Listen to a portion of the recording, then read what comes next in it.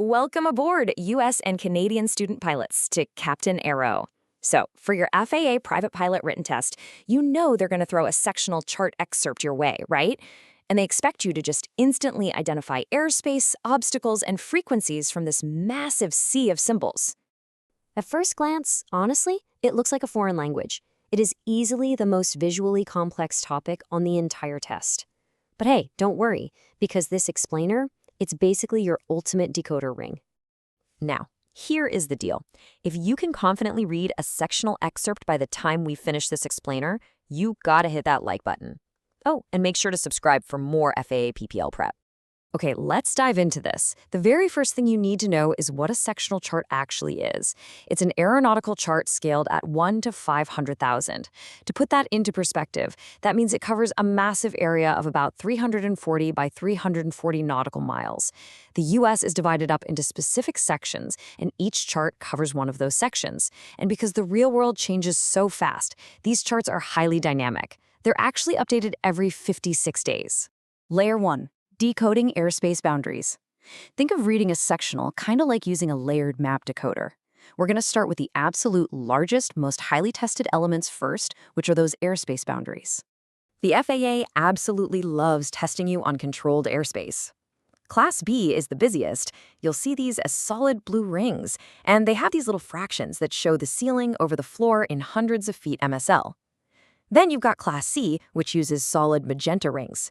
And Class D, well, that surrounds your smaller, towered airports, and it's marked with a dashed blue line.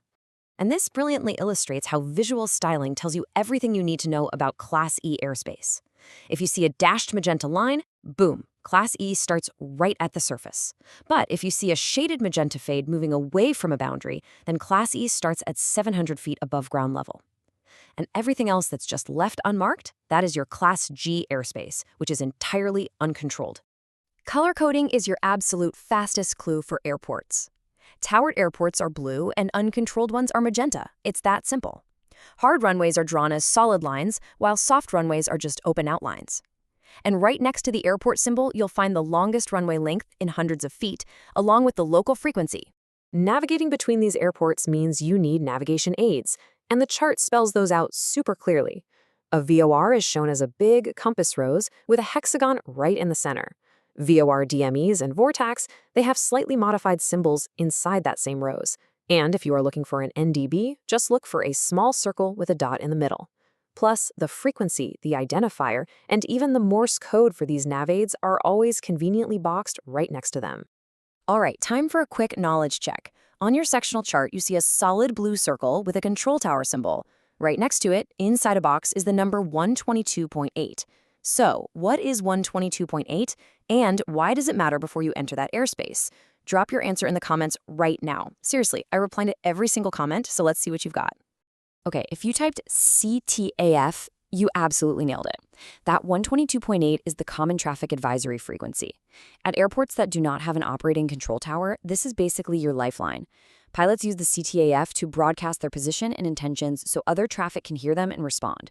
Before you even think about entering the traffic pattern, you must monitor and broadcast on this exact frequency. Layer 2, Topography and Obstacle Hazards. Let's move on and see how this builds.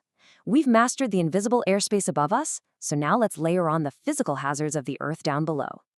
You really have to know how high things are to avoid, hitting them. Obstacle symbols, like radio towers, show two absolutely crucial numbers. The elevation above mean sea level, or MSL, is the primary number. Then the height above ground level, or AGL, is the number right below it in parentheses. If an obstacle has high-intensity lights, it's going to have a solid dot right at the very top of the symbol. Oh, and if there's a whole cluster of obstacles, the chart just uses a single symbol to represent the highest one in that entire group. Now, let's look at the MEF, which stands for Maximum Elevation Figure. While topography, contour lines, and those darkening color shades give you a general sense of rising terrain, the MEF gives you the hard data. You're going to see these really large blue numbers in every single latitude-longitude quadrant on the map. They represent the highest known terrain or obstruction in that specific box, and they're rounded up to the next 100 feet. The golden rule here? Flying at or above the MEF ensures clearance from all charted obstacles in that area. Layer 3. Special use airspace and invisible lines. We are on the final stretch. Welcome to the third layer, where we map out specific hazard zones and those invisible magnetic forces that dictate our compass headings. So the crucial point is knowing exactly where you shouldn't fly. Special use airspace is highly tested. P stands for prohibited, meaning absolutely no flight permitted without specific permission. R is restricted, meaning you need clearance from the controlling agency to enter. W is warning, which is a lot like restricted, but it extends over international waters. MOA is a military operations area, which is really easily spotted by its magenta hatching. And finally, A stands for alert area, which is just warning you of a high volume of pilot training or some kind of unusual aerial activity. Next up are those invisible forces I mentioned, isogonic lines. These are the long, dashed magenta lines spanning all across the chart. They show magnetic variation, which is simply the difference between true north and magnetic north. And remember, all VOR radials are plotted in magnetic degrees. So any true course you plot on the chart literally must be mathematically corrected for this variation to get your actual magnetic heading. Okay, before we wrap, we have to recap one of the absolute most frequently tested topics on the whole exam, Class E floors. Let's really cement this. Dashed magenta line, Class E starts at the surface. Shaded magenta fade, which you usually see around airports with instrument approaches, Class E starts at 700 feet AGL. If you're outside both of these markings in an unmarked area, the default floor for Class E is 1,200 feet AGL. And way up top, at 18,000 feet MSL, that's where you transition into Class A airspace. And there you have it. We started with a map that looked like total gibberish, and we decoded it layer by layer. So it's time to call on our deal from the beginning of the explainer. Can you now read airspace boundaries? Can you identify airport frequencies, understand the MEF, and decode special use airspace? If you feel equipped to tackle multiple correct answers on your test, honor the deal and hit that like button for sure. But I want to make sure you are 100% ready. So I'm going to leave you with this final question as your virtual flight instructor. What element of the sectional chart do you still find most confusing right now?